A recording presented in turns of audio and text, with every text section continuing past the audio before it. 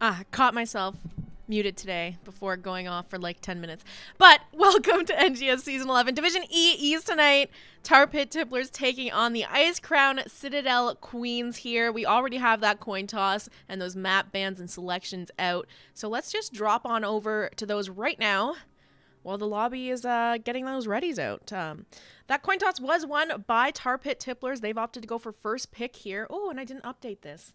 See, there's always something. There's always something I gotta mess up when I start these streams. But we'll fill it in together as we're here because coin toss won by Tar Pit Tipplers. They're going with first pick, giving map pick to Icecrown Citadel Queens. Tar Pit Tipplers have banned out Towers of Doom and Garden of Terror tonight. So those are two maps we won't be seeing. Meanwhile, over on the side of Icecrown Citadel Queens, Braxis Holdout and Dragonshire have been banned out. Because that first pick has been chosen by Tar Pit Tipplers, Icecrown Citadel gets that map pick to kick things off tonight. And we're going to be starting it off on Cursed Hollow this evening. This is a best of 3 series. So first 1 to 2 is going to win this one. And looks like the teams are ready to get into this. So I'm going to let them know we're ready when they are. Disco Plat. I love that name. Welcome. Welcome to the stream. Hi, Sir Alan. Xerasis. I don't know if I'm saying that right, but you gotta love the queens.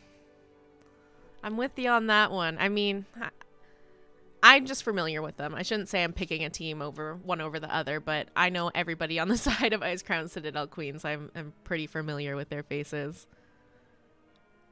For reasons, you know? I'm excited to see what Tar Pit Tipplers brings out today, though, because I'm not familiar with, I don't think, any of the players over on their side. So I'm going to have no idea what they're going to be drafting here. So I'm excited to see what they have in mind to take down the Icecrown Citadel Queens tonight.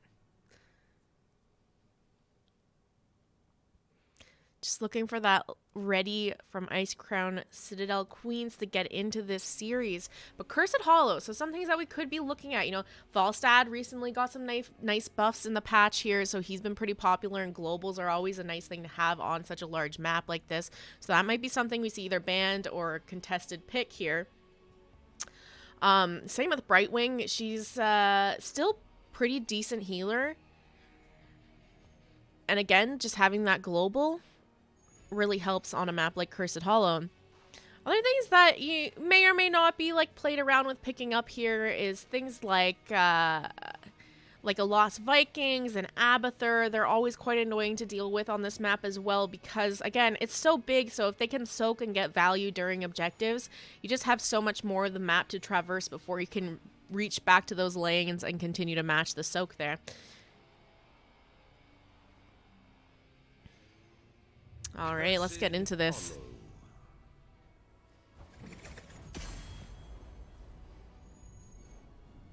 Persian God King. Oh, 300. Oh, okay.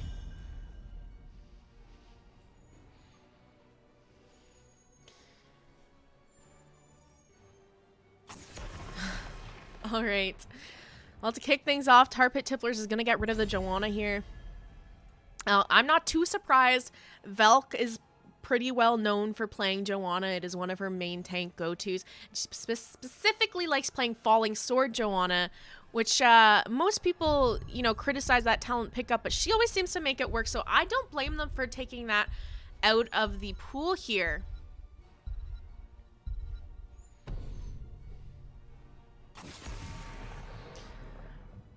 I see Q going to follow that up with a Gazlo ban.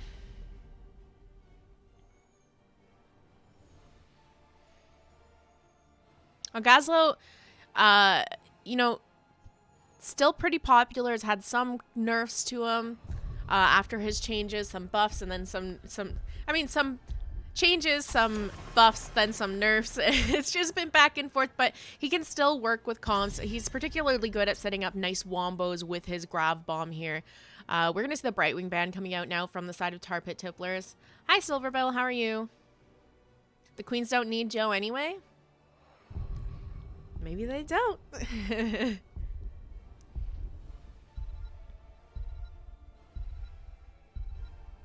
The Brightwing ban, also not too surprising to see here, like we were talking about earlier, having that global is a pretty great thing to have on Cursed Hollow, but I'm pretty sure that Jen plays Brightwing. And I feel like most healers play Brightwing these days just because she's been so dominant in the meta for quite a while now. We're going to see the Ragnaros picked up first for Tar Pit Tipplers. Rag has been kind of sneaking his way back into this meta after this last patch here. Kind of gave him some buffs to his Q build.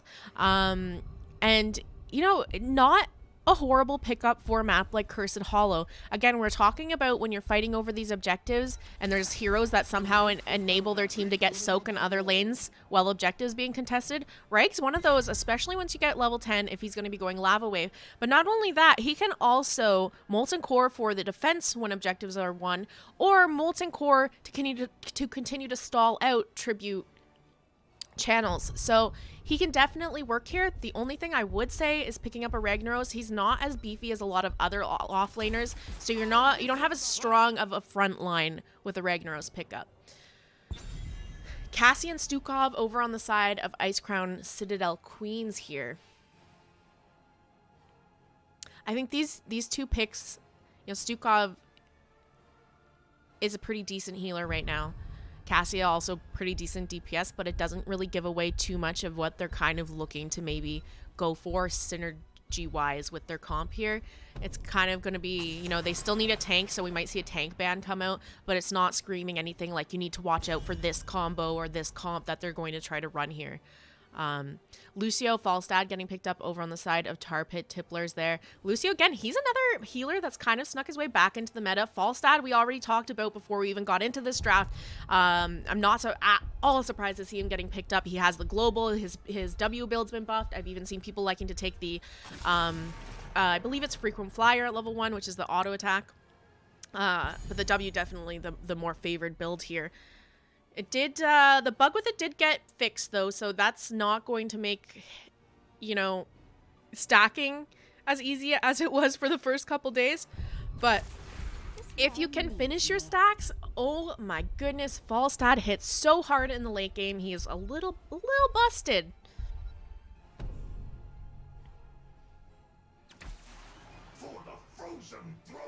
All right. Liming and Nubarak picked up here. I'm not too surprised to see the Nubarak just because I'm very familiar with Valk and her hero pool. And she has played quite a bit of a Nubarak in games that I've casted before when she doesn't get her Johanna, so. Tremble before me. All right, the Diablo here for Tar Pit Tipplers, and they're also taking the Sonya. Wow, they just have a whole draft of really strong heroes over on the side of Tar Pit Tipplers. Like Rag's coming back in with his Q build, Falstad with his W build. Diablo's been nerfed, but he's still pretty strong. Lucio, you know, he's also getting pretty good with his high five. I think high five can definitely work here because of Nubarak, you know, you're kind of playing off the getting that Q stun and the burrow stun paired off of each other, so you're stunned for a couple seconds back to back, but the unstoppable is going to cleanse people and get them out of those positions and those potential gank attempts here. That last pickup over on the side of Icecrown Citadel Queens is going to be Diva.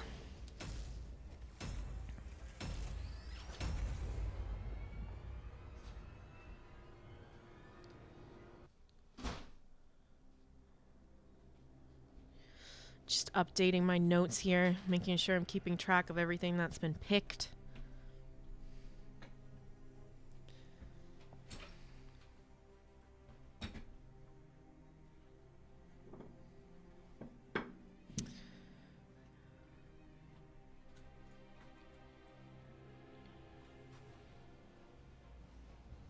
All right. Prepare yourself for battle. Let's get into this. Go Queens, go. All right, to kick things off, over on the left-hand side, we have the Tar Pit Tipplers with Michigan on Lucio, J-Dro on the Diablo, Pyromania playing Falstad. On the Ragnaros, we have Halstorm, and on Sonya, Bud Lightyear. On the right-hand side, it's going to be the Icecrown Citadel Queens.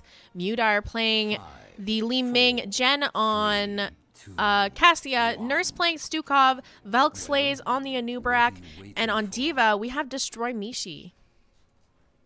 Now, You know, I didn't mention this in the draft, but I've seen Nurse play her Stukov, and I know that she's really getting a hang of those, landing some really beautiful root silences.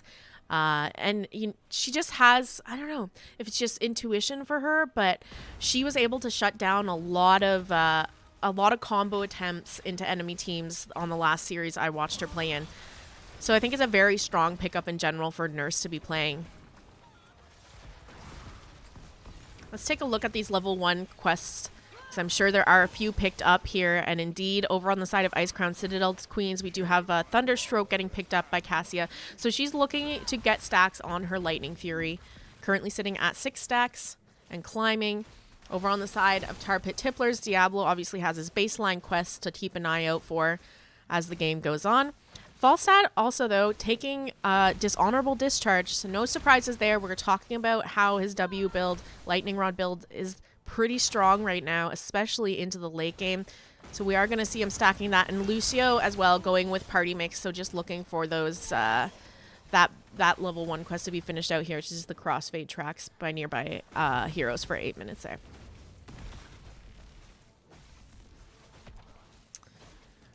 All right, camps are up and available here for these teams. You typically see the teams start with a camp closest to the trib because they want the camp that's further away to be pushing during tribute. However, over on the side of Icecrown Citadel Queens, they're working on getting out their Bruiser camp. This tribute is spawning in the bottom lane to kick things off. So usually you would see teams pick up the Siege camp first here. That way they can get this camp closer to when tribute is and it's pushing during objective.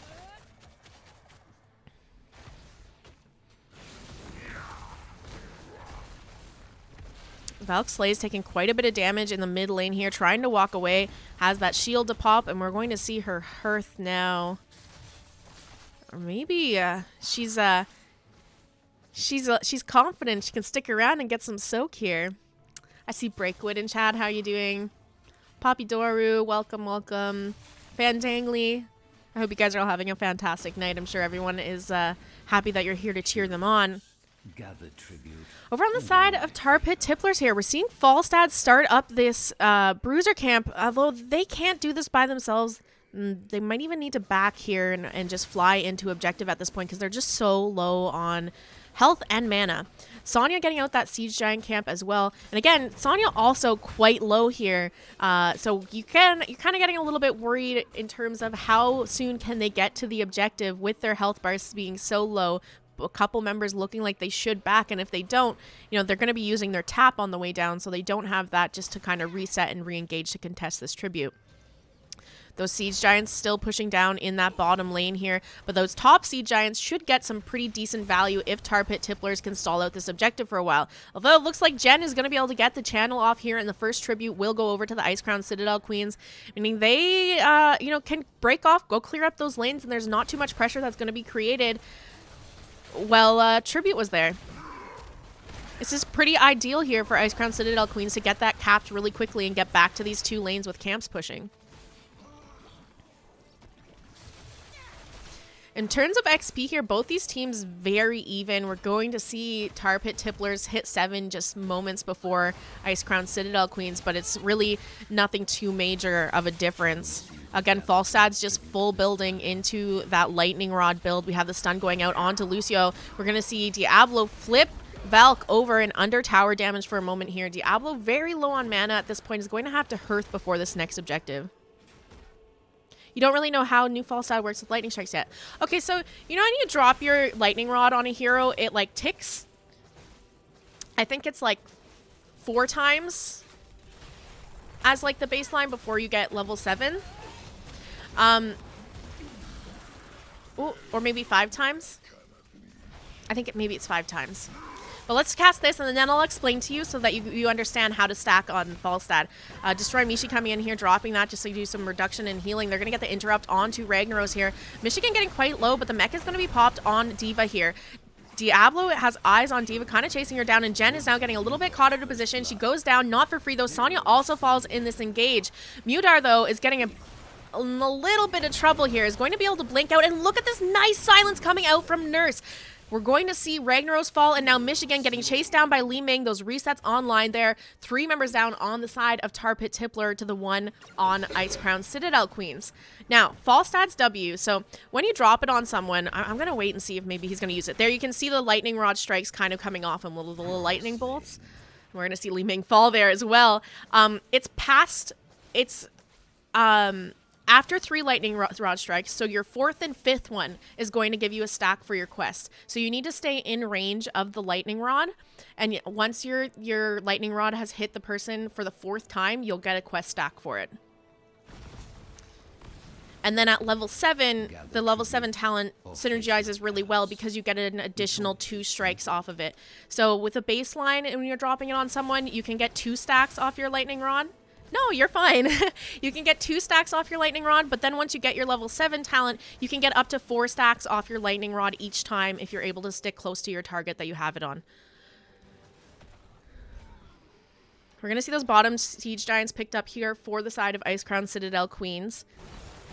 And Valk taking a little bit of damage into this, but, you know, level 10's online for both teams against. This is a pretty even fight. We do have Gust, Lava Wave, APOC, High Five, and Wrath of the Berserker over on the side of Tar Pit Tipplers. There's the APOC coming out now. Bunny Hop being used by Diva here. Sonya's in that backline just spinning to win on the members of Icecrown Citadel Queens, and she's going to get caught in that mech explosion. The flailing arm from Stukov just keeping her pinned in that tribute area where the mech was going to pop off on her, and down Sonya goes. They're now making a play to try and get this Diablo down as well. Li Ming gets the orb connecting here, and down goes Diablo. 2 members down on the side of Tar Pit Tipplers. Icecrown Citadel Queens getting this curse here, as this is the last one they need to secure that. It looks like they started the boss. I typically don't like to do bosses during curse because this is the time where it's just free push. Those forts are shut down. You can really just start to siege up. Yeah, no problem.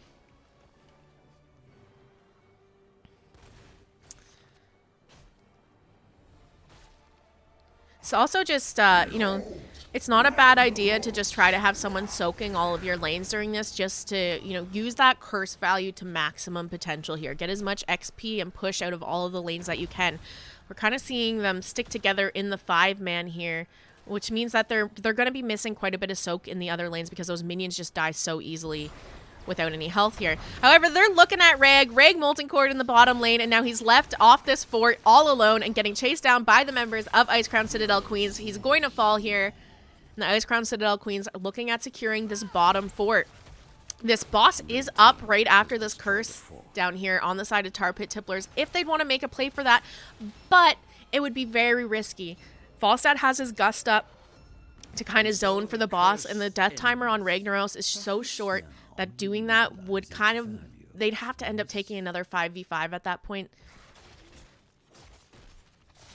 So definitely risky play. Instead, they're going to go for their own boss here. We're going to see Tar Pit Tipplers work away on their siege giant camp.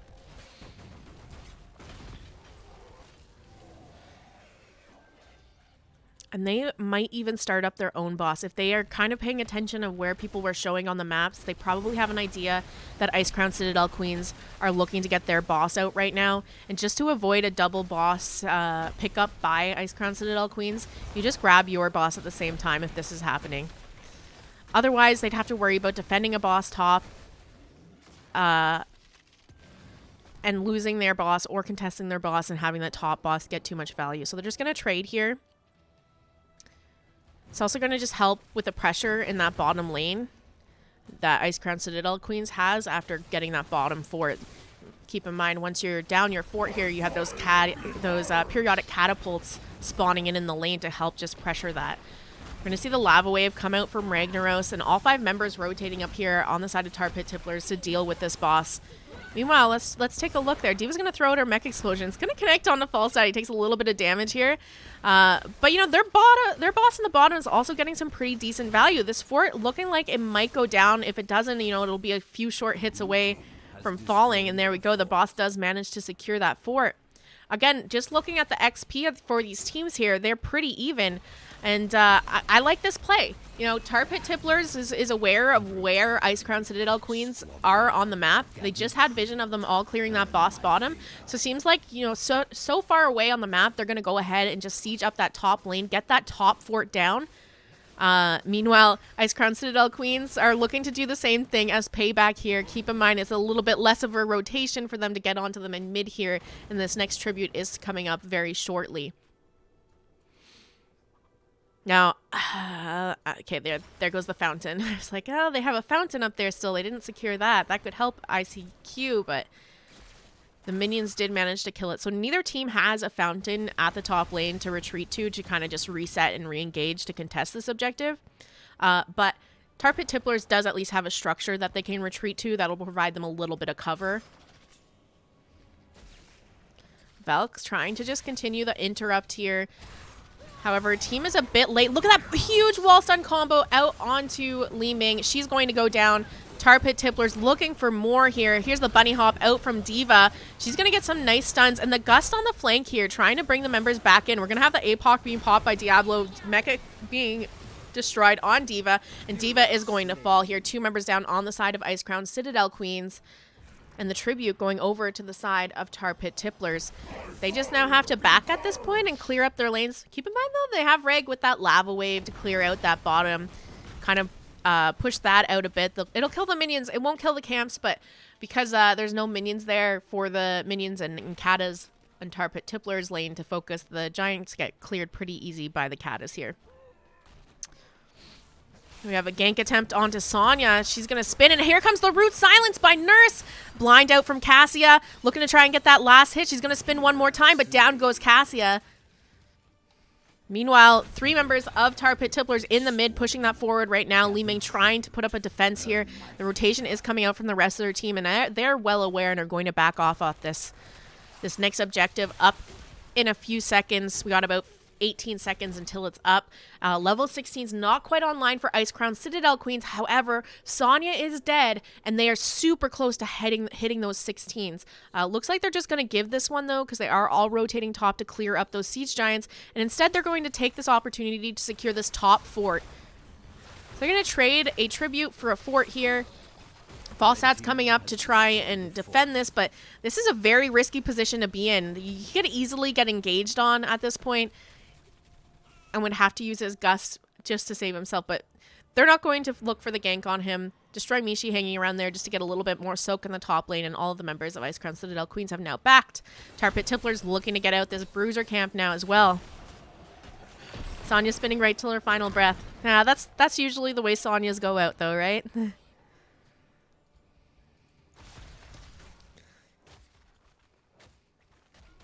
All right, that Siege Giant camp once again being worked on here by Icecrown Citadel Queens. This next tribute is going to be spawning over on the side of Icecrown Citadel Queens in the top part of the map here. So it is a better positioning for them, which is great because it will give Curse to Tar Pit Tipplers if they are able to win this.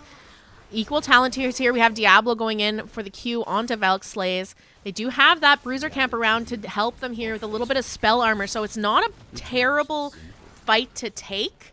Having that little bit of advantage from the spell armor. However, you don't really want to push underneath enemy forts to take it here. We're going to see the flip onto Valk Slays. There's the APOC coming out. The stun connects onto Nurse here. But now they have gone for the counter engage. Bunny Hop is out. There's a gust from the Falstad, who did go way deep into the flank to try and get that kill that he is going to pay for. The lava wave comes out from Reg. They're going to get the pick onto Mudar. Destroy Mishi. Managing to pilot her way out of there, get back into her mech, but Bud Light just in there, that strong cast, the Sonya there, Wing onto Cassia for the kill. Now, as I said, this next tribute does give them Curse here, and it's a 2-for-1 trade in favor of Tar Pit Tipplers. It's a pretty good trade here. They're going to get a Curse out of this. And now let's see what value they can get with it. We're going to see Diablo head straight for this top keep. Again, still need to be a little bit careful here because this is a 4v3 in favor of Tar Pit Tipplers, and those structures aren't doing any damage. However, they're managing to chase them back. I mean, again, this could be them potentially falling for the bait here with 2 members still down chasing into a 3v4. But they have pushed back the members of Tar Pit Tipplers off this top keep, and now they're looking to defend other areas. Nurse a bit overextended here. Again, you know, it's cursed, so those forts aren't really going to be doing anything for you to help keep you safe. You got to watch out for those flanks on the forts because there's no reason for them not to step in and just go for you. Valkyrie is going in for the burrow there, lands the stun onto Diablo. The rest of the members are just looking at clearing these lanes, trying to keep their keeps up and deny any value off this curse for Tar Pit Tipplers. Falstad is in that bottom lane, just sieging up. He's currently sitting at 49 stacks on his level 1 quest. So he's going to start really doing a lot of damage. I mean, I think for him, he just needs to make sure that watching the positioning there, going for some of these gusts, they've been very aggressive, trying to make plays for his team. And, you know, you don't have to use Gust effectively, you don't have to be in the enemy backline and gusting them into your team. You can, this is a great map to use Gust just to gust the entire enemy team against a wall, pin them against a wall for a moment, and that's enough to land a nice combo, especially when you're running a Diablo. You're setting him up just to have a nice stun combo there.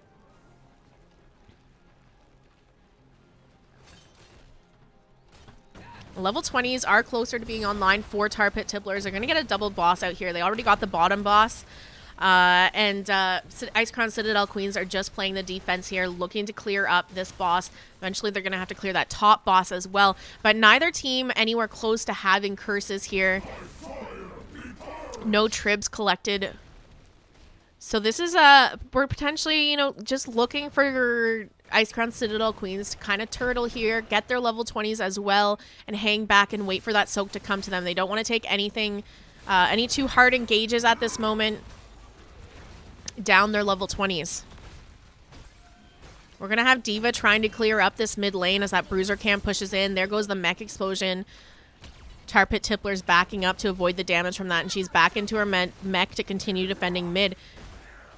Meanwhile, most of the rest of the team there is in that top lane clearing out the boss that they had picked up. It's almost down now, but we're going to have the APOC come out from Diablo. Unfortunately, for Tar Pit Tipplers, nothing to really gain off that. Still working on trying to get a keep here, but they have split their resources. I think if they had have all just gone bottom and focused the same fort, or all of them had gone mid and focused the same keep, they maybe would have found a little bit more value here. Is this mid keep might not even, or this bottom keep might not even go down now. Does look like Icecrown Citadel Queens are able to save it for now. However, it's not going to take very much to get it finished off. Lucio's High Five is a very popular pickup at the moment. It got buffs on the last patch, and it is the probably the more picked ultimate, I would say, at this time. Velk Slay's going in for the burrow stun there. Doesn't quite connect it here. Still has that Q to stand out. Big stun root coming out. I was just saying, Nurse's root silences were so on point in the last game I casted, and they have been big this game too. They get the pick onto Sonya, and they also get Diablo's souls out of that, and now Falstad is left here by himself. He's going to go down as well. Reg is up, molten coring the mid fort to deny them the channel onto this tribute, but he can only do that for so long, and it's not going to be enough time here to stall out for his teammates to come back up. They're not going to last 50 seconds. Nurse needs to be a bit careful, though, because she's getting quite low. Diablo looking to come in and potentially get a pick onto her. Valkslay's trying to start the channel now. Duever going in for the burrow, landing the stun onto Diablo, but Lucio able to get away. We see the Hell's Gate being popped by Diablo as well, just to disengage. However, over on the side here, Ragnaros getting caught out by Jen, and he's going to fall. Mudar starting the channel now on this tribute, and this one's going to go over to the side of Icecrown Citadel Queens. Quite a big contest over a tribute that doesn't even give you a curse at this point in the game. But they got a nice bunch of picks onto Tar Pit Tipplers, and now they can look to kind of turn this game around. Hi, Pika P. How are you doing? All right, that vision is going to get picked up by Diablo. I really would like to see Icecrown Citadel Queens force something while they're up a player, but they also just have to worry about continuing to push back their lanes here so that they don't lose keeps. It's kind of an awkward position to be in because there's really nothing on the map to do at this time. So, you know, it's not like, you know, if there was a camp up, you would probably know where they are and that they're doing the camp to look for the fight. But right now, you just got to luck out and find them. Now, Valkslays did find them. They still don't have Ragnaros up. Here comes Destroy Mishi from below. So this is a 4v5, but Valka's out of mana at this point. And they have pretty much successfully disengaged from anything that Icecrown Citadel Queens was looking to do here. We're going to see this next tribute come up. It's going to be spawning in the top part of the map over on the side of Icecrown Citadel Queens. So a little bit better positioning there for them. But with all the forts and everything down, it's not like there's fountains around for anyone to go tap.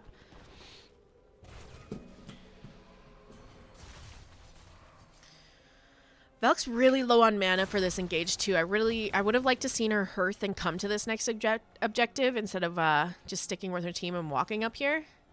But it does look like they're just going to give this next tribute over to Tar Pit Tipplers. Look to kind of push out their lanes once again. Get that bottom Siege Giant camp out. Bosses are back up again here in about 10 seconds. The bottom boss will be spawning in. And the top boss comes up in 45 seconds. So that's going to be the next area where we are potentially going to see a team fight or skirmish break out. Unless, of course, Tar Pit Tipplers wants to go for this bruiser camp, of course. It's all 5 members of the Tar Pit Tipplers working on trying to get this out. And Velkslaze doesn't want to let it go for free, but not quite able to get in there for the interrupt. Here comes the APOC there. It's going to connect onto Stukov. Now he's in a bit of trouble. Knockback coming out there to keep the members alive.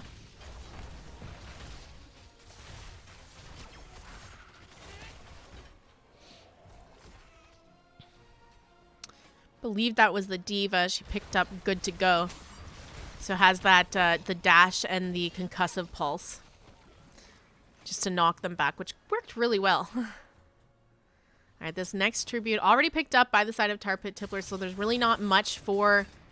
Oh no, little diva flanked by the Sonya here has that mech explosion out. The silence drop by Stukov here, and we have the upgraded Gust. And this is what you kind of want to do with Gust. Pin them onto the wall here. Destroy Me. She still has her Bunny hop up, is going to use that. Go unstoppable, looking to get the pick onto Sonya. Down goes Sonya. They're now turning onto Falstad, who once again is caught in the back line of Icecrown Citadel Queens, trying to escape here. Here's Diva chasing him down in a 2-for-1 in favor of Icecrown Citadel Queens. They're going to go ahead and head to tribute because they don't want Curse going over to the side of Tar Pit Tipplers.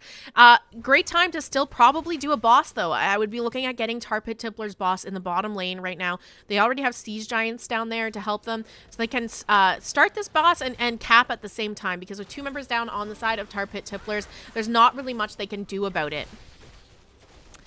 Still another 30 seconds till we see Sonya come back, 35 till the Falstad is up. They're going to get their Bruiser camp out in the meantime, so at least they're grabbing something and not just allowing Icecrown Citadel Queens to take literally everything on the map.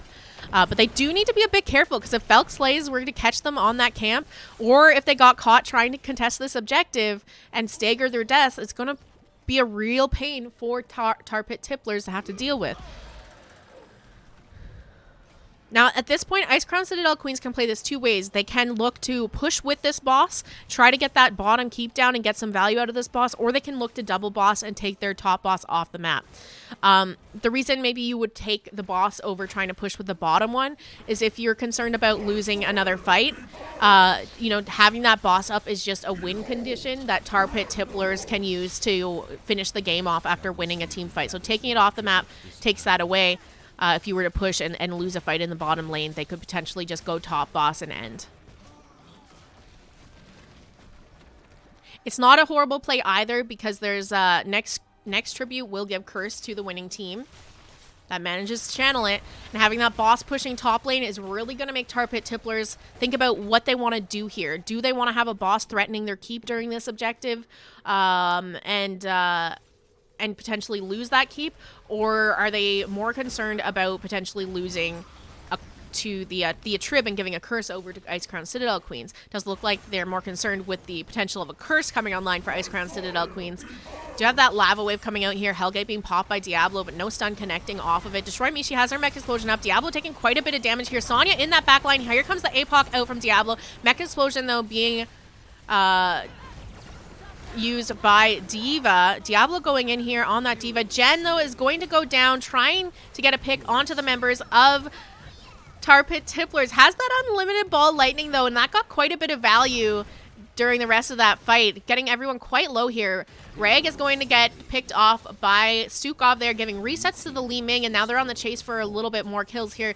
Mishi trying to zone out some of the members. Mutar stepping up to follow up on anything she might set up for the team. And there's a boss headed towards the core of Tar Pit Tipplers right now. Curse in favor of Icecrown Citadel Queens. 2 players down, but look at this beautiful gust coming in from Falstad. They're going to get a pick onto the D.Va. Mudar trying to hang around to keep her team up in this fight, and a nice silence being dropped by Nurse here. A little bit bodied into it by Velkslays as well. A 3-for-2 in favor of Icecrown Citadel Queens, and this boss is trying to end the game here.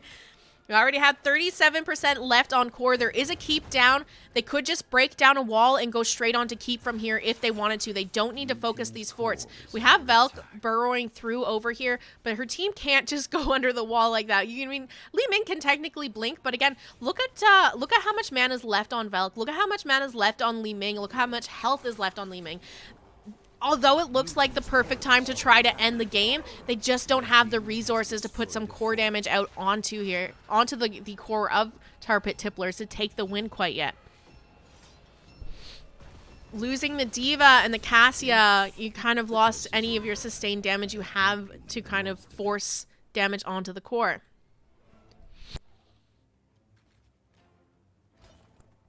See both teams just looking to pick up what camps they can on the map. The Giants being grabbed for Tar Pit Tipplers. Meanwhile, Bruiser Camp getting picked up here for Icecrown Citadel Queens, as well as their bottom Siege Giants as well. I mean, here's the thing is like, you know, they were 26 minutes into the game, level 24 is online. At this point, with the fact that there being an open lane with a keep down on each player's side, and even if there wasn't, whoever wins this next team fight, if it's a dominant team fight, not just a one-off pick-off, you know, 1 or 2 picks here, they're going to end up winning the game. And we do have Icecrown Citadel Queens coming in for the flank here. Beautiful missile orb combo connecting from the D.Va. Lava Wave coming in through the lane. That's going to cause a lot of damage to be put out onto ICQ, but they do manage to walk away from some of it for the most part. Nurse, however, caught a little bit out of position. There's not much you can do about it, but they're going to get the counter picks onto Sonya and the Falstad here. This team is getting a little bit split in this team fight here. We're going to see Cassia go down as well. So a 2-for-2 right now. The rest of the members trying to clean up here. Diablo quite low in this backline, just eyeing any opportunity that he might have to try to help his team out. There is a Bruiser Camp still pushing onto the mid-keep of Tar Pit Tipplers that they need to deal with. But the fact that it's a 2-for-2 means that it's still a pretty even fight, and no team is going to be able to end off of this team fight for now. There's Siege Giants as well in that top lane for Icecrown Citadel Queens to clean up. And we're going to see next Tribute spawning in over on the side of Icecrown Citadel Queens, which is quite a great position for them because it's closer to their base, and it means that the people that are spawning in closer to when Tribute spawns in are going to be able to get there faster than the teammates of Tar Pit Tipplers to contest it.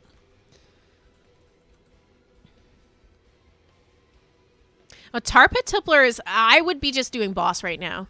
You know, I'm sure Icecrown Citadel Queens thinks that they're going to need to defend the objective because it's going to give them curse. So just start that boss and try to get it out because that boss is going straight to core. Velkslays is coming down, has scouted it out, knows what's going on. She was seen by the members of Tar Pit Tipplers, so they know what's going on. She goes in for the engage, and the blow-up damage from Ming is online here. Here comes the silence drop by Stukov. They get the pick onto Lucio. Falstad is on this point, though, ready to drop a gust to disengage from the boss. There we go. He is going to push them off there. The boss will go over the side of Tar Pit Tipplers, and this gust does manage to secure the boss for now. Jadro staying a little bit too long in this engage, though. He is going to go down, and that's going to be a 2-for-1 in favor of Icecrown Citadel Queens. That's Diablo's Soul's taken off. He's respawning back in just a few seconds there. He's back up already, and this boss is heading straight to the core of Icecrown Citadel Queens. They need to put up a defense for this, which means this is a window for Tar Pit Tipplers to go take that top boss as well. It's just creating a ton of pressure on this map. You know, they could try to end with it at this point. Unfortunately, Velk is going to get caught out here. They're going to pick up this curse as well. This is a rough position for Icecrown Citadel Queens to be in at the moment. They have a curse in favor of Tar Pit Tipplers, a boss heading towards their bottom, in their bottom lane towards core, and now a boss in that top lane getting picked up as well. Lucio coming back up for Tar Pit Tipplers right now. Hellstorm getting pretty low on the reg, but Lucio's on his way. They're setting up the defense on this core here, trying to just clear up all of this pressure. Core's already taking damage, though, 50% and falling, and the members of Tar Pit Tipplers aren't even here to help out with the damage yet. We're going to see the core fall here to the boss, and Tar Pit Tipplers take game number 1. GG's and well play. This is a very close game.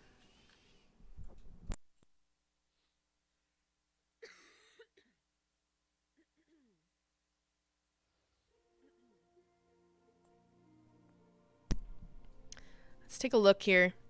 I mean, I say it was a close game, but the scoreboard kind of almost tells a different story in terms of kills because it was 13-21, which doesn't seem very close. However, you know, because Tar Pit Tipplers had kind of like cleared some of the forts and had a lot of pressure building, there was some times where even though Icecrown Citadel Queens might have won the fights, they had to go back and clear up their lanes and stuff like that, so they couldn't really get as many advantages. I mean, there was even at one point they had gotten a pick and there was literally no camps on the map, no bosses up, nothing for them to do off of getting that pick, unless they wanted to go try to push a keep.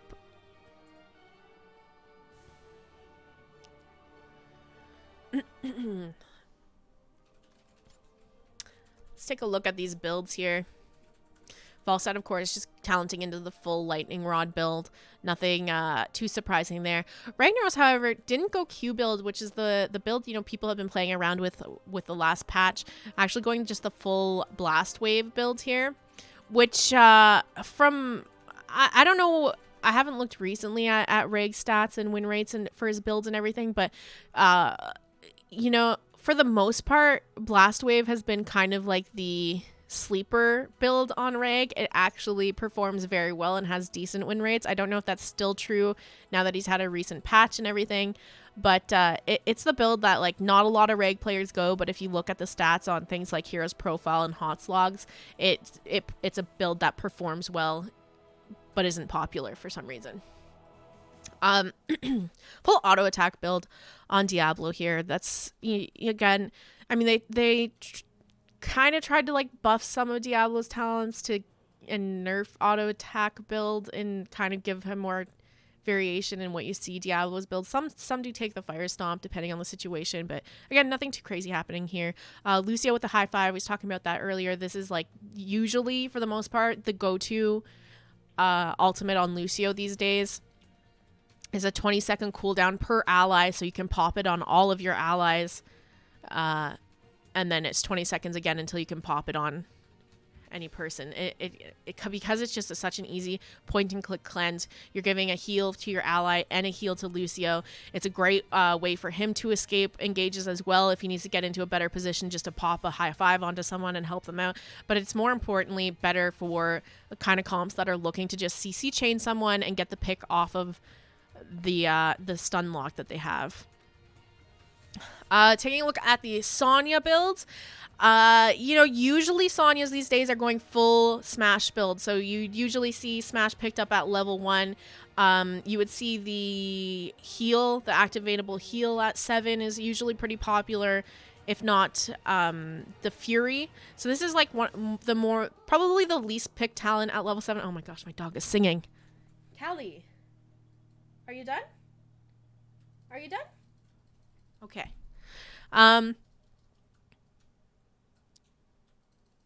Yeah. I mean, nothing too crazy. Again, just generally on Sonyas, you just see full Smash build the entire way. Or I should say slam, but you know. Cassie's build again. Just looking at that, nothing too crazy. I'm trying to keep an eye to. Okay. The lobby is up. So, you know, those are the rest of the talents. The other interesting one is the Locust Swarm getting picked up by a Nubrak. Typically, you see Nubraks take Cocoon. I'm not sure if Velk I know Velk, I've seen her pick up Locust Swarm before, and maybe it's just a comfort pick for her, but also maybe she felt like she needed a little bit extra healing to really stay as the main front line for Icecrown Citadel Queens in this matchup. But let's get into game number 2 here in just a moment. I'll pop back on over to me. We'll get that into that lobby, and I'll update you guys on where we're going for game 2. I also have to update that score for you as well.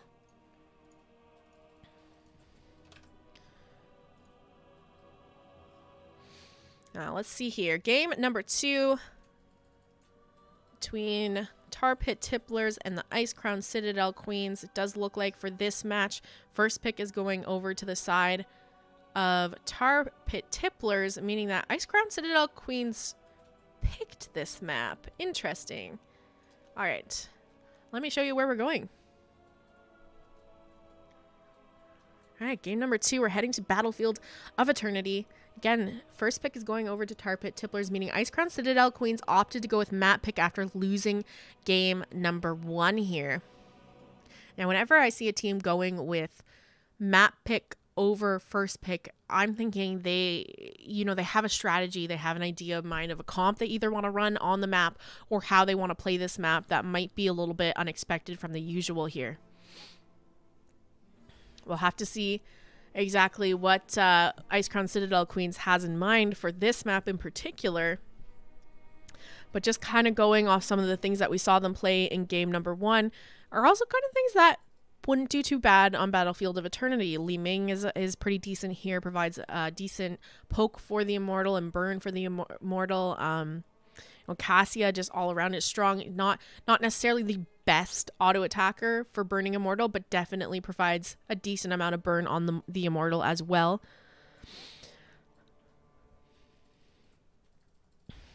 There's some things though over on the side of Tar Pit Tipplers that could work pretty well here that they played last game. And the Diablo is pretty great here because there's just a lot of walls to set up stuns around these Immortals when you're defending them and stuff. And then same Lucio, there's a lot of walls, so enough said there. Let's get into this game number 2 here. Right now, Tar Pit Tipplers up 1 game in the series. They can grab the win here. That's going to be a nice 2-0 sweep for them, but boy, oh boy, was game number 1 so close here. I'm not going to be surprised if we see a game 3 tonight at all. To kick things off, it's going to be the Joanna ban from the side of Tar Pit Tipplers.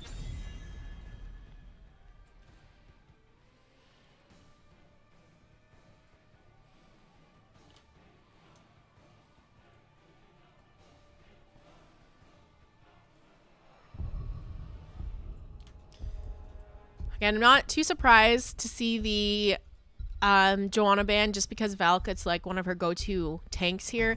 But additionally, some of the more traditional heroes that are great for burning Immortal are more auto attack heroes, which Joanna's blinds just stall out and defend pretty well against on Battlefield of Eternity.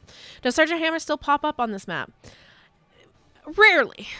You have some teams that kind of, she rarely pops up anywhere, let alone this map, but you have some teams that like to run some kind of the cheese. I can't think of one off the top of my head. I don't think I've casted an NGS game from season 10 or this season yet where I've seen someone run it, but that's not to say it doesn't happen. We got that Diablo ban coming out from Icecrown Citadel Queens. I don't blame them for that. The Diablo picked up in game number 1 for Tar Pit Tipplers. They ended up getting the win there. Diablo's great on Battlefield of Eternity as well, so they're going to take that away. They also ban out the Rainer, who's another hero that is a great pickup for Battlefield of Eternity. He's pretty consistent hero damage in team fights, but because of that Exterminator, really great for picking up camps and helping with the Immortal on this map. We're going to see Cassia locked in here as the first pickup for the side of Tar Pit Tipplers.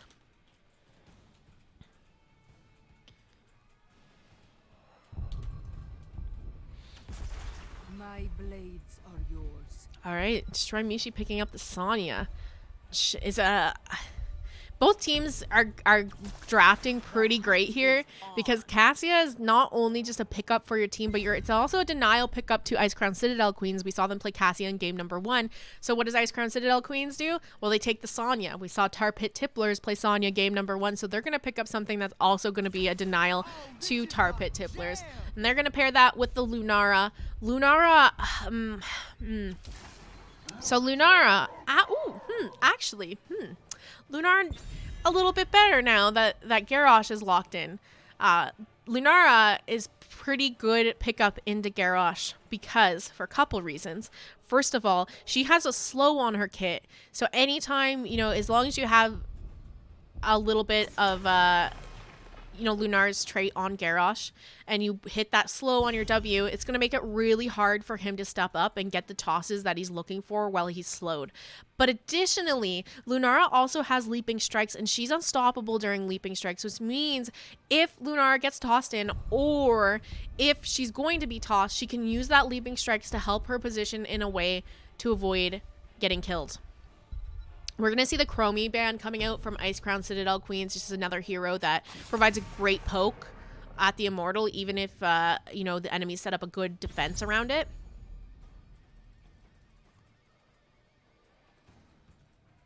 Lunara also not horrible for burn on Battlefield of Eternity because she does have that Nature's Culling talent at level 4, which provides us with a little bit more damage to the Immortal. But you know the meme around Lunara, fake damage, haha, it's fake damage because it's just poison damage that gets healed up. She definitely, I think, definitely not like a S or A tier hero by any means, but has certain drafts where she can work, and this might be one where she can kind of work, giving a little bit of burn for Immortal and just having that slows on Garrosh all the time.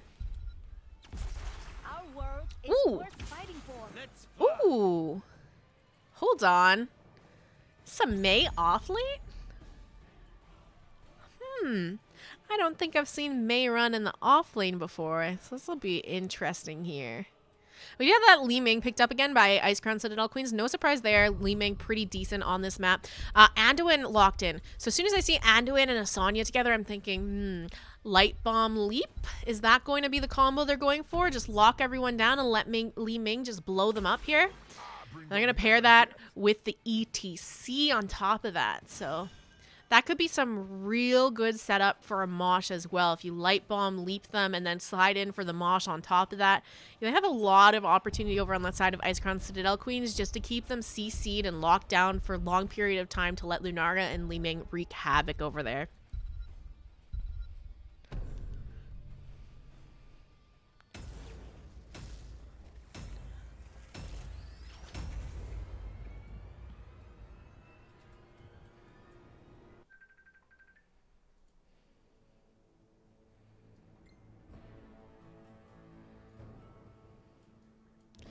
All right, just catching my notes up, giving my voice a break while we load in here.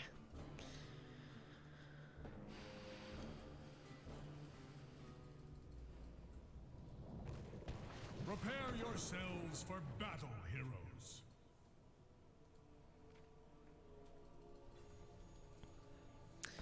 All right, let's get into this game number 2 here. My mom just tried to call me. Let me just let her know that I'm not dead, because you know how moms are. 10 seconds.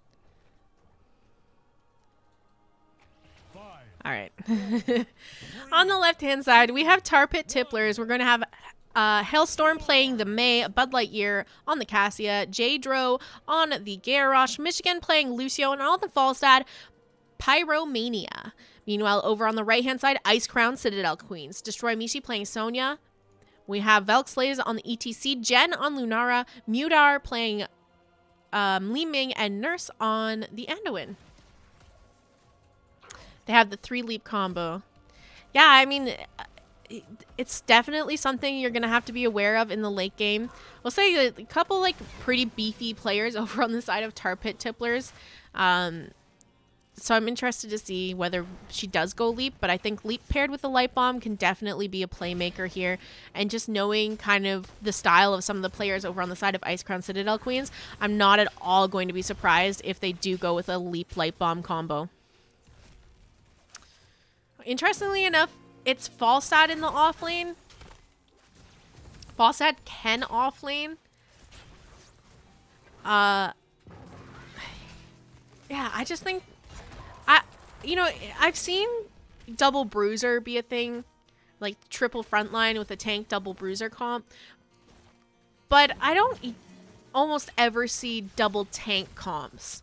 And if I do, it's like the second tank is running in the off lane position here. So I'm really interested to see how this works out for Tar Pit Tippler. If they can, I have a feeling like in the early game, Icecrown Citadels might struggle a little bit just because they don't have enough damage to kind of burst down the heavy front line of Tar Pit Tipplers, but give it a little bit and Tar Pit Tipplers might struggle to get kills later in the game with Falstad as, or with Mei as their bruiser role. And it's just very interesting.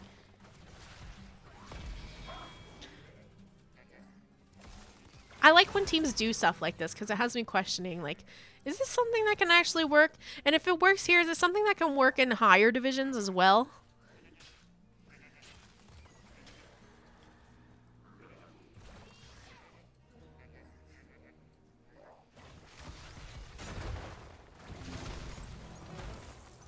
Because usually what the problem is with running something that's supposed to be a tank role as an offlaner is that they're not going to be as good at wave clear.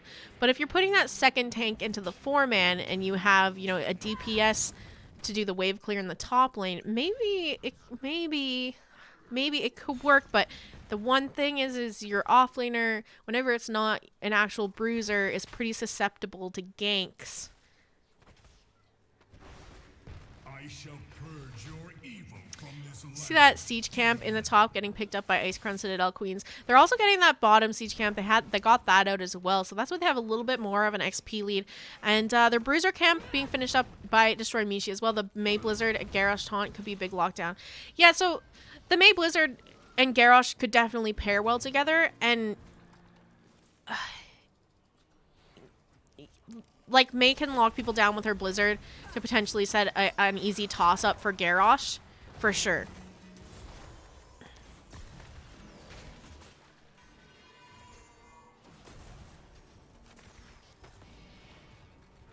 Like I don't hate it. I'm just curious if they're going to kind of like peter out in the mid to late game when they don't quite have enough damage as their you know, as their, instead of having a bruiser, they have a second tank, you know? Mind you, they are scaling, because take a look at those talents picked up here. Falstad going with the Lightning Rod build once again, so looking to scale into the late game, and Cassia also going Thunderstroke, so looking for stacks on her Lightning Fury. So this should scale pretty well here. But you can kind of just see both teams just really trading back and forth, but and there we're going to see Lunara fall. But the halftime hit here in favor of Icecrown Citadel Queens. I feel like it's going to make for like long, drawn-out fights because, you know, Tar Pit Tipplers can't really kill anything for maybe a little bit of lack of damage. But Icecrown Citadel Queens are also struggling right now because of the high health pools of the front line of Tar Pit Tipplers. We have Destroy Mishi walking in here, gets tossed by the Garrosh, stepping onto this Immortal, trying to shred it down. Velxley is going in for the power slide. All the pings out onto the blue Immortal. It is truly a race here to see who can get this finished off first, but it's going to be the Icecrown Citadel Queens getting the first Immortal of this game. Barely any shield left on it, and this one's going to be headed bottom.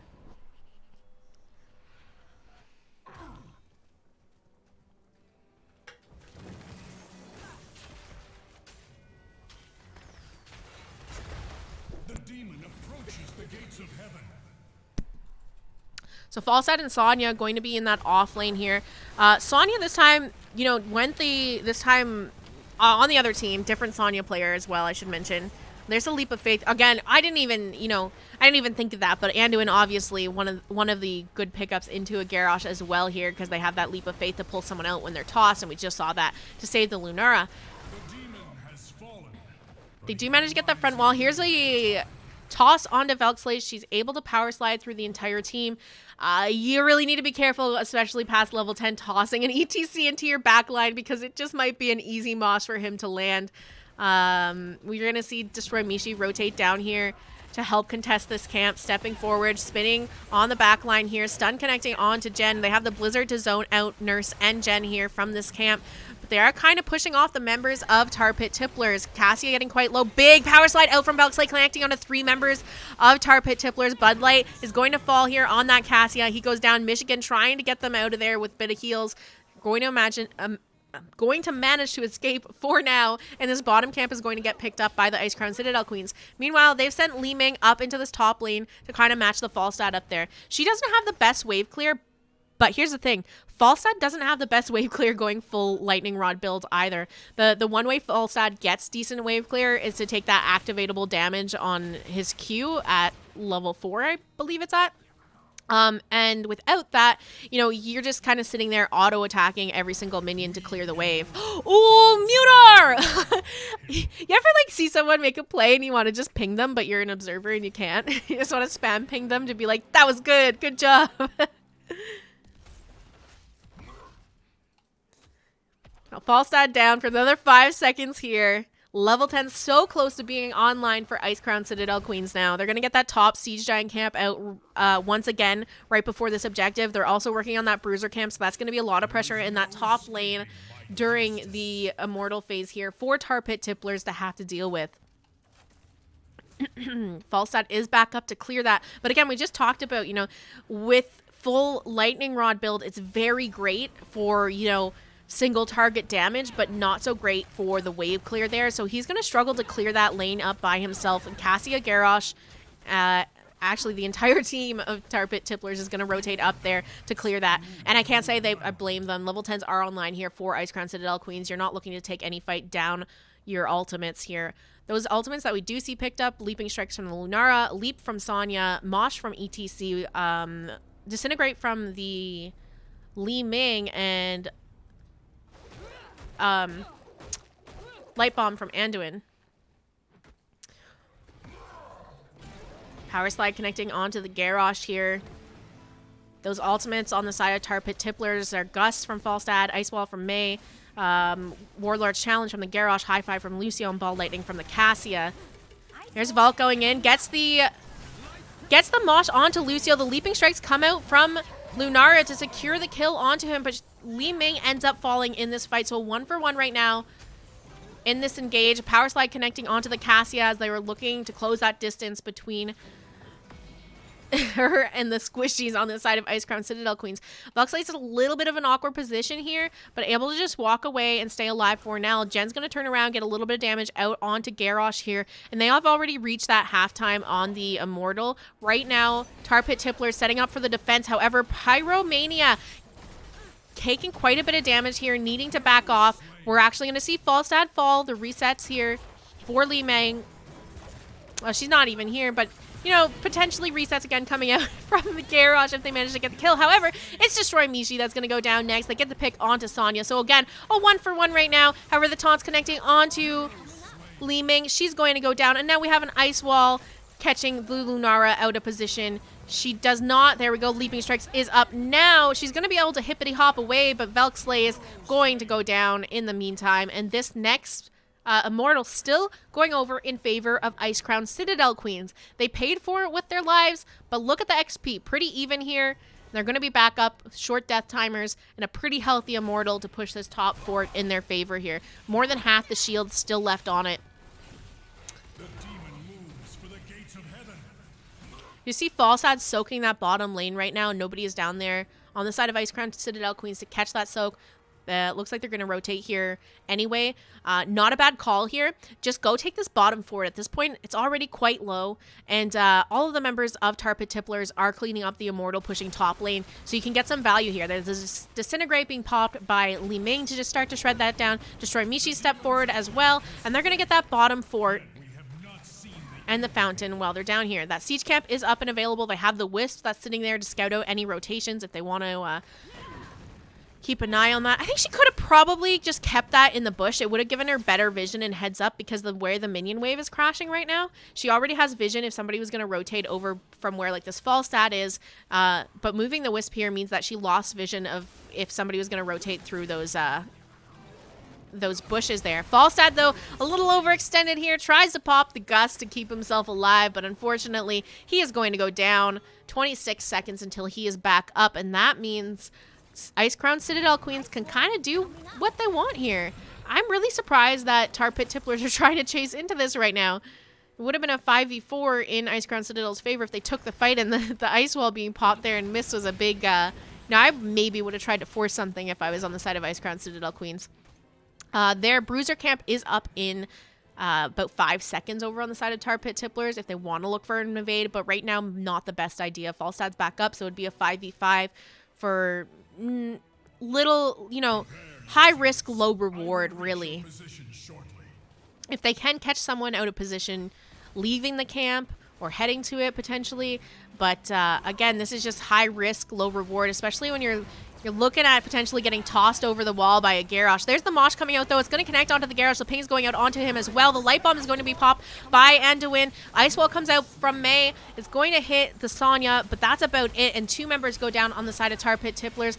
May doesn't want to give this camp up. Pops her Cryostasis to stay on that point, but she's going to go down as well. And now Cassia, who came back in, looking like she might be in a bit of trouble, but is going to walk away. Lunara does fall to the Falstad, though, but he's going to potentially pay for this with his life. Has to use the Gust there to disengage, and that's going to be a 3-for-1 in favor of Icecrown Citadel Queens right before the Immortals spawn in here. They also managed to secure that Bruiser camp, so that's going to be pushing that bottom lane. Crushinator, thank you so much for the raid. How was your stream, my friend? Were you casting tonight, or were you doing some practice or games with your team? You have that halftime hit for... Almost hit. They're stalling out the halftime. Oh, I like this. Ooh. Okay, as long as Velk doesn't get caught here. As long as Velk doesn't get caught here, I kind of like this. This gave them a little bit more of a window here to back and reset for mana and health to go back in for health for halftime here. I don't know if they did that on purpose, but that was kind of smart. Valkslay's landing that power slide on a May. The Ice Wall, though, connecting onto Lunar. She has those leaping strikes, though, to just give her unstoppable and walk away, and she's going to use that now. She does manage to avoid that Garrosh stun. The leap comes out from Sonya. Light Bomb comes out as well, and Falstad manages to hit that Gust, sending Sonya into the wall, and they do manage to secure the kill here. So 1-for-0 in favor. Make that a 2-for-0 in favor of Tar Pit Tipplers is kind of what they need to get themselves back in this game here. And pretty even still on XP, but in terms of structure and just pressure in the lanes, very much favoring Icecrown Citadel Queens at this moment. We're going to see Lucio, May, and Garrosh set up for the defense and just continue to zone out the members of Icecrown Citadel Queens, while Falstad and Cassia back off to clean lanes and burn this Immortal here. Keep in mind, we're talking about earlier, Li Ming has pretty decent poke for this Immortal, so they kind of need to decide whether they want to eat some orbs and missiles from the Li Ming or risk getting the Immortal secured over time just from her poke damage. Icecrown Citadel Queens, all members back up now, and they know that someone's burning, and they just saw Cassia top, so there's a bit of window here where they could potentially look for an engage on a bit of advantage in terms of number of players here. There's the leap coming out, the Mosh being popped by ETC as well, and now Garrosh getting chased down is going to get picked off by the Anduin, and the Immortal burn starting up once again. Disintegrate being popped by Li Ming. Unstoppable is coming out with that high five from Lucio to try to keep his team healed up and alive. Sonya's in that back line looking to spin to keep herself up in this fight, is going to be able to walk away. Falstad going in with the barrel roll to close the distance. The lightning dropped on Sonya. Keep in mind, this does a ton of damage, but she's managing to escape with basically no health on her bar to live another day. Level 16's online for the side of Icecrown Citadel Queens. Garrosh still dead for another 10 seconds, and once again, another Immortal in favor of ICQ.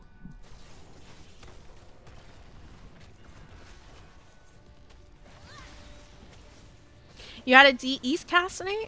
Oh! Red team has destroyed a fort. I cast D East tonight and last night, so I'm kind of getting a little sneak preview of a few of the teams down in this division. It's been some good games. The demon has Alright, Icecrown Citadel Queens, instead of sieging with that Immortal, deciding to just pressure the opposite lane once again. There's the Ice Wall being dropped by May, but it doesn't quite connect. Blizzard goes out as well, but doesn't slow Mudar enough to catch her in the stun here. It looks like ICQ is going to be able to back off and start up this siege camp once again. You know, Icecrown Citadel Queens has been really on point about camps right from the beginning of this match. They've been making sure to get out not just, the Bruiser camps on time for these Immortals, but also getting in those siege camps where and when they can. That bottom one secured here. We're going to see the rotation towards the top lane. ETC also looks like they're maybe thinking about getting the gank on Garrosh here. He is very extended in the lane. The power slide comes out, but it does not connect. May is on the flank here trying to help Garrosh just get out of there and peel for him a little bit. Drops that Blizzard. And he's going to live. Again, this is equal talent tiers here, so not a bad fight for Tar Pit Tipplers to try to force right now, because they are down those structures. And this is a map where, losing your structures, having those katas spawn in your lane really gives you an advantage around Immortal. It means you can play the defense. You don't have to worry about forcing fights so much, because if you stall it out long enough, you know that the minion wave is going to favor you in the lanes. our eternal battle will soon be upon you. We're going to see that top siege camp. I feel like every time they're taking this top one, it's like, oh, there's 20 seconds till the Immortal comes up. Well, we'll just take the siege camp again. The Bruiser camp up and available here over on the side of Tar Pit Tipplers. You have the Mosh coming out from ETC, but it does not connect. The Gus comes out, splitting ETC from the team here, but there's no Ford in that top lane. He can just kind of loop around to connect back up with his team, get himself into better positioning. The Bruiser camp does get secured for Tar Pit Tipplers, and Immortals are up now to start this burn. Velxley's pretty far away from her team here. Needs to make sure that she doesn't get dismounted and potentially killed. Goes for the power slide into the Immortal stun onto Mei. Ice Wall drop by Mei, but again, doesn't quite connect onto anyone. High five coming out from Lucio to keep Mei alive, get her a little bit health, make sure she's not stunned or anything for a moment. Destroy Mishi's going to get thrown in. She's going to pop the leap. Here we have the Light Bomb coming out as well after being taunted. Leaping Strikes connecting onto Halstrom there on the Mei, but ETC going to be one to fall with Sonya and Lunara following right behind. They get the counter kill onto Garrosh, but that's all they have. It's a 1-for-4 in favor of Tar Pit Tipplers. And this is what they need. Once again, this is kind of what they need to get themselves back in this game. But do keep an eye on this top lane here. You know, you have a Siege camp and a Bruiser camp with the help of some Caddis starting to really shred this down. Falstad, not the best at clearing this all up, going Lightning Rod build. You know, he's just looking to kind of auto-attack everything down. So it's going to take him a second to clear that up. But with us, at this point in the game, death timers are long enough that, you know, his team can kind of slowly shred down the Immortal and secure this before the members of Icecrown Citadel Queens can really come back up to contest this. You see Anduin clearing out that bottom lane, trying to take care of the Bruiser camp down there.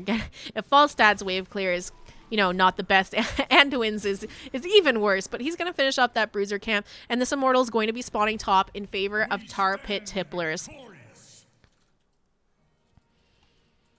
This is a very healthy Immortal as well. Full shields on it for this push.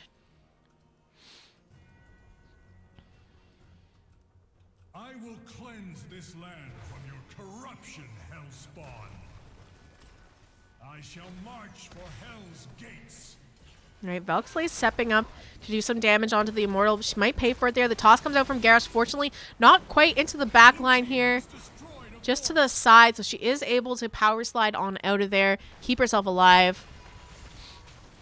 But this Immortal barely has any damage onto it here, and it's now pushing onto the keep of Icecrown Citadel Queens.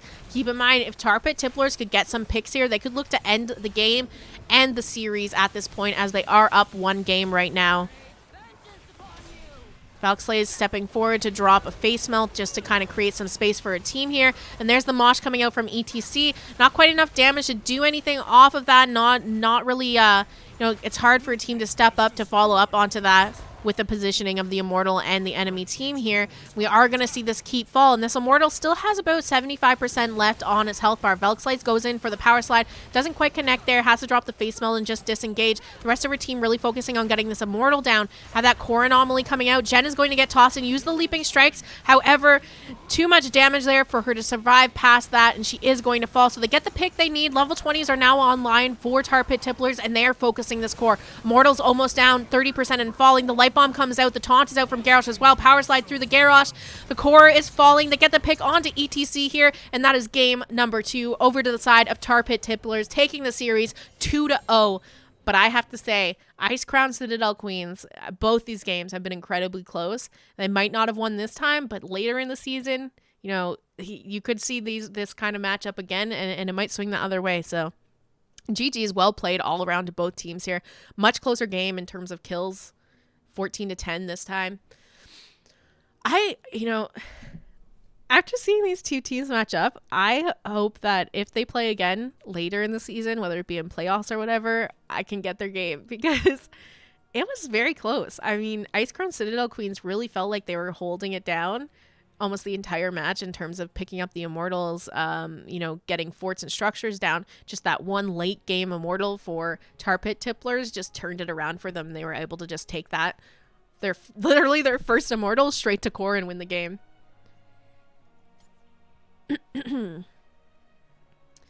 All right, I'm going to leave that talent screen up for a moment here. And these are a lot of the same heroes that we saw played in game number 1. So a lot of these talents I've already talked about. What's typically picked, what have we been seeing picked off the last patch or last patches So nothing too new coming out. And I'm going to reach out to Tar Pit Tipplers, see if they would like to do an interview.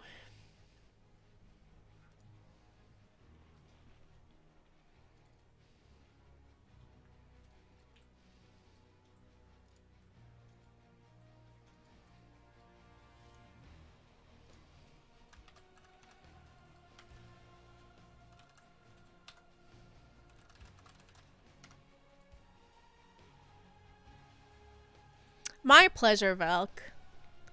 GG's. You guys played well tonight. They're very, very, very close games.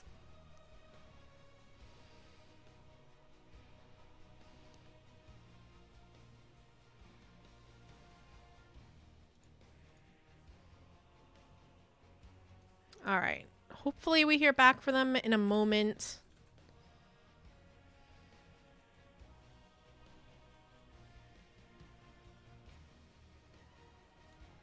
But until then, pop on over here. For those of you that might be joining us from Crushinator's stream, also let me update the score real quickly as well. For those of you that might be joining from Crushinator's stream and aren't familiar with who I am, my name is Jazzalene. I cast a ton of Heroes of the Storm, usually about 5 times a week. So if that's what you're interested in, make sure you hit that follow button. We're going to go ahead and get an interview with one of the members from Tar Pit Tipplers now. I'm going to jump into a lobby and hopefully they'll join me in there.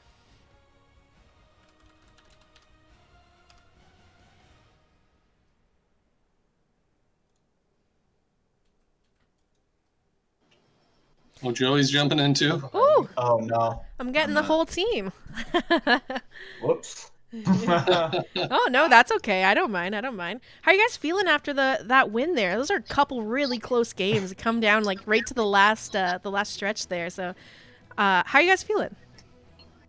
I'm feeling really good. Honestly, it was both games were pretty. I don't know, pretty well fought. Definitely by the other team. I really wasn't sure we were going to win either one of them by any means, and to come out on top was nice.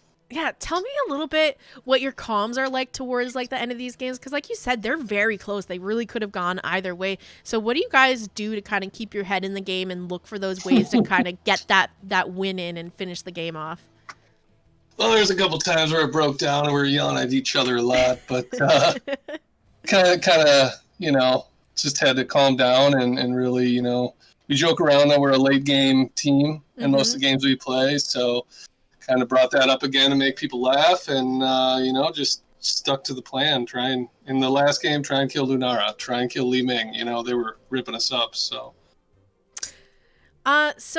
can we talk a little bit about the comp you drafted in game number 2? I've seen you double bruiser with the tank combos being very popular these days, but it's not too often you see double tanks picked up and then have the tank actually in the 4-man. So can you tell me a little bit about that and why you wanted to draft that? And is this something you guys have been trying out and running before? On this map, we've been beat by a couple double tank comps, so we knew it was viable. It was kind of a last minute thing, to be honest, for us. But I think we had already locked in enough damage for our team, so we really just needed kind of some sustain. We were worried about Lunar and Li Ming, and we just kind of, I guess, winged it, and it worked. All right. And my last question before we get into some shout outs here is, how long has your team been playing together, and how did your team form? It was a little random. Over the pandemic, we kind of got to play in this game a little more. A couple of our players, Michigan G30 and Bud Lightyear, hadn't played a whole lot, but we kind of just started playing because there was no lot to do. And me and Pyro played quite a bit, and Jadro used to play back in the day, but we got him back on board, and it just kind of like one day before the NGS registration closed, I think I messaged people. I was like, "Hey, what do you guys think?" Everybody's like, "Yeah, let's do it." So it's a very, very fresh team to NGS then. Definitely. And is this the first time? Have you guys ever played on any NGS teams before, or is this all just the first time for you guys at all getting involved in NGS? Yeah, definitely first time. All right. So it's fun. It's pretty intense. It's a lot more intense than Storm League. Yeah, I love it. It can get a little sweaty, that's for sure.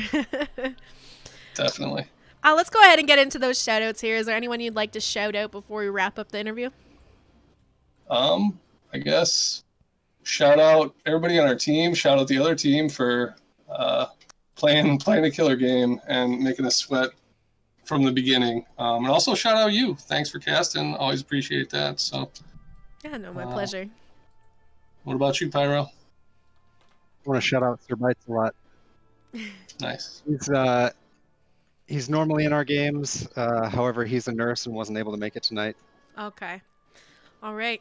Well, best of luck in the rest of the season here. I casted a couple games now in your division, and there's some really fun matchups, but I'm definitely excited to see you guys maybe play this team again in the future because it was such close, entertaining games. So I look forward to seeing where you guys go in your first season of NGS. I hope you guys have a fantastic season.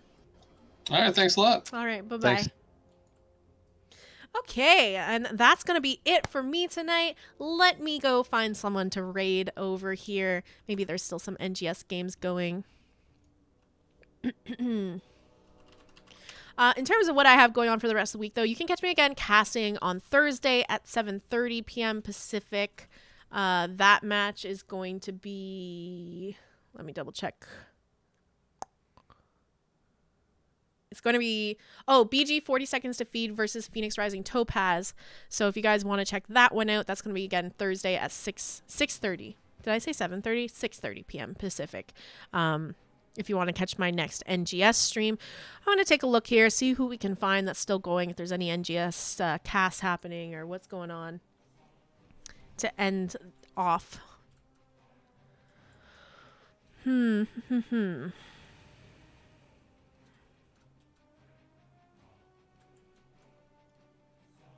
All right, let's send you over to Tetcher. He's doing a double feature, so casting 2 matches back to back. Cast a ton of NGS and just HOTS in general and cast in general. But until then, until Thursday, have a fantastic rest of your week. I hope to see you again soon and stay safe out there.